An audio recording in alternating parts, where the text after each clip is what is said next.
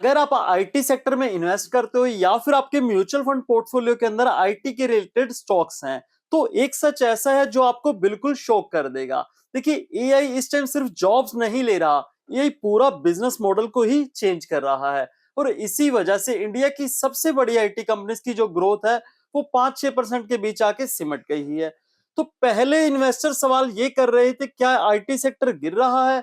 लेकिन अब इन्वेस्टर्स पूछ रहे हैं, क्या आईटी सेक्टर खत्म हो रहा है? क्या क्या इन्वेस्टर्स के लिए इस गिरावट के अंदर कोई बड़ी अपॉर्चुनिटी हो सकती है?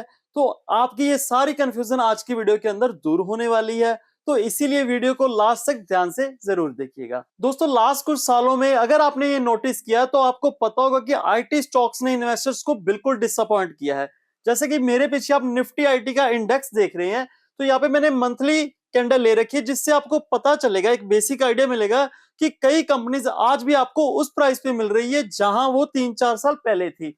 जैसे कि इस रेंज को आप देखिए, यहाँ 2022 के अंदर, और ये सेम रेंज आपको 32,600 के करीब यहां भी मिल रही है। तो रिवेन्यू ग्रोथ स्लो हो चुकी है, ले ऑफ्स बढ़ रहे हैं, और सब लोग एक ही बात कर रहे हैं कि एआई जो है वो आईटी सेक्टर को बिल्कुल खत्म कर देगा। क्या सच में जो एआई है वो इतना डेंजरस है? चलिए इसको समझते हैं। सबसे पहले हम सबको एक रियलिटी एक्सेप्ट करनी पड़ेगी कि इस टाइम एआई क्या कर रहा है। देखिए, एआई बेसिक कोडिंग को ऑटोमेट कर रहा है, टेस्टिंग फास्ट कर रहा है, जिस वजह से जो लो लेवल जॉब्स हैं उनको रिप्लेस किया जा रहा है। इसका मतलब क्या है कि आईटी कंपनी की जो डिपेंडेंसी है मैन पावर के ऊपर वो कम हो रही है। लेकिन यहाँ पे ना एक इंटरेस्टिंग बात भी है देखने वाली। आज भी जो दुनिया की बड़ी बड़ी कंपनीज हैं वो ए ट्रांसफॉर्मेशन के जो कॉन्ट्रैक्ट्स हैं वो इंडिया के बड़े प्लेयर्स को दे रही हैं। जैसे कि आपने रिसेंटली न्यूज के अंदर अभी देखा ही होगा कि टीसीएस का कोलैबोरेट हो रहा है एएमडी के साथ एआई को लेके। वहीं इंफोसिस का जो कोलैबोरेट हो रहा है वो एंथ्रोपिक के साथ हो रहा है एआई को लेके। तो इसका मतलब साफ है कि एआई आईटी सेक्टर को खत्म नहीं कर रहा, लेकिन एआई आईटी सेक्टर को ट्रांसफॉर्मेट कर रहा है। एक बड़े लेवल के ऊपर गेम चेंज हो रही है, जिसको इन्वेस्टर को समझना पड़ेगा। आईटी सेक्टर के गिरने के पीछे ऑलमोस्ट सब जगह एक ही बात बताई जा रही है कि एआई एआई एआई। लेकिन दोस्तों, यहां पर एक ऐसी प्रॉब्लम है जो लोगों को पता ही नहीं चल रही। रिटेल इन्वेस्टर्स को तो उसकी भनक तक नहीं है, और ये प्रॉब्लम एआई से भी बड़ी है। इसका नाम है जीसीसी, ग्लोबल कैपेबिलिटी सेंटर्स। इसको आसान भाषा के अंदर हम समझते हैं। देखिए, पहले क्या होता था, जो फॉरेन कंपनीज थी वो अपना आईटी का काम इंडिया की आईटी कंपनी को आउटसोर्स करती थी। लेकिन अब क्या हो रहा है, वही कंपनीज इंडिया में अपने खुद के सेंटर्स खोल रही हैं और यहां से अपना काम डायरेक्ट कर रही हैं। इनकी वजह से एक प्रॉब्लम और हो रही है आईटी सेक्टर के अंदर। देखिए, हर इंसान चाहता है कि उसकी अर्निंग्स बढ़े, उसको सैलरी के अंदर हाइक मिले। तो वैसे ही इंडियन आईटी कंपनीज के एम्प्लॉयज भी चाहते हैं कि उन्हें सैलरी के अंदर एक हाइक मिले। लेकिन इंडियन आईटी कंपनीज की जो खुद की ग्रोथ है वो 4-5% के आसपास नजर आ रही है। तो वो 10 से 15% हाइक कैसे मैनेज कर पाएंगे? और इसी का जो फायदा उठा रहे हैं वो कौन उठा रहा है? यही जीसीसी सेंटर्स। तो इसका रिजल्ट्स क्या आ रहा है? एक तो आउटसोर्सिंग बिजनेस कम हो रहा है, ऊपर से जो कंपनीज का, इंडियन आईटी कंपनीज का टॉप टैलेंट था वो शिफ्ट हो रहा है इन्हीं जीसीसी सेंटर्स के अंदर। यानी कि इंडियन आईटी सेक्टर के ऊपर दोहरी मार पड़ रही है, डबल प्रेशर आ रहा है। एक तरफ से एआई और दूसरी तरफ से ये जीसीसी कंपटीशन। अभी तक हमने आईटी सेक्टर को लेके दो बड़ी प्रॉब्लम को देखा, पहला एआई और दूसरा जीसीसी। लेकिन इसके साथ साथ एक और बड़ी मेजर प्रॉब्लम है, वो है इनोवेशन का लैक। इंडियन आईटी कंपनीज का जो मेन फोकस होता है वो डिविडेंड देने के ऊपर रहता है, ना कि फ्यूचर बनाने के ऊपर। जब भी प्रॉफिट आता है वो अपने शेयर होल्डर्स को कैश रिटर्न कर देती हैं। लेकिन ग्लोबल टेक कंपनीज क्या करती हैं, वो उस प्रॉफिट के से एक बड़ा हिस्सा, 5 से 10% मिनिमम, वो अपने वापस बिजनेस में डालती हैं। आर एंड डी के ऊपर खर्च करती हैं, इनोवेशन के ऊपर खर्च करती हैं और नए प्रोडक्ट्स बनाने के ऊपर खर्च करती हैं।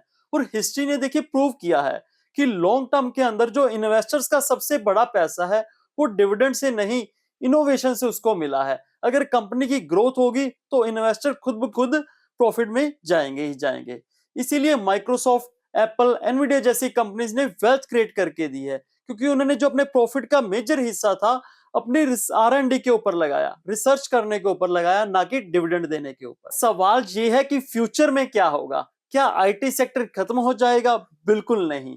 हिस्ट्री हमें बताती है कि हर टेक्नोलॉजिकल रेवोल्यूशन के अंदर जो कमजोर कंपनीज होती है वो खत्म हो जाती हैं और जो स्ट्रॉन्ग कंपनीज होती हैं वो और भी ज्यादा पावरफुल बन जाती हैं। तो यहाँ भी वैसा ही होने की उम्मीद है। जो एआई अडॉप्ट करेगी वो डोमिनेट करेगी, जो नहीं करेगी वो कंपनी आपको इस सेक्टर के अंदर स्ट्रगल करती हुई नजर आएगी। तो फिर इस सिचुएशन के अंदर इन्वेस्टर्स को क्या करना चाहिए? सबसे पहली बात, पैनिक सेलिंग आपको बिल्कुल भी नहीं करनी।